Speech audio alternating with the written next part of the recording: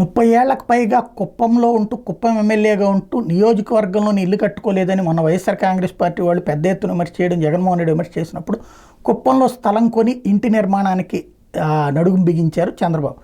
అది ఇంకా పూర్తి కాలేదనుకుంటా, గృహప్రవేశం అది చేయాల్సి ఉంది, అది అప్పట్లో ప్రారంభిస్తున్నామని చెప్పారు. పూర్తి స్థాయి కన్స్ట్రక్షన్ జరుగుతుందని చెప్తున్నారు. అది ఒక ఎత్తు అయితే, తను వాస్తవంగా రాష్ట్ర ఉమ్మడిగా ఉన్నటువంటి సందర్భంలో హైదరాబాద్లో జూబ్లీ హిల్స్లో చంద్రబాబు గారి ఇల్లు ఉంటుంది. కాకపోతే ఇప్పుడు రాష్ట్రం విడిపోయాక మొట్టమొదట ఆంధ్రప్రదేశ్లో రాజధాని ప్రాంతంలో ఇల్లు కట్టుకున్నటువంటి వాడు జగన్మోహన్ రెడ్డి. తాడేపల్లిలో కట్టుకున్నాడు సొంత ఇల్లు. తర్వాత కాలంలో పవన్ కళ్యాణ్ సొంత ఇల్లు కట్టుకున్నారు, ఆఫీసు కన్స్ట్రక్షన్ చేసుకున్నారు.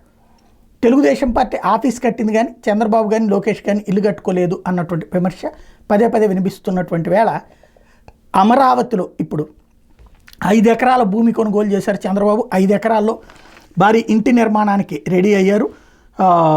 జడ్జీల బంగ్లాలు, ఎన్జిఓల రెసిడెన్సీల సమీపంలో ఈ ఇంటి నిర్మాణం కోసం ప్రత్యేకంగా స్థలాన్ని ఎంపిక చేశారు.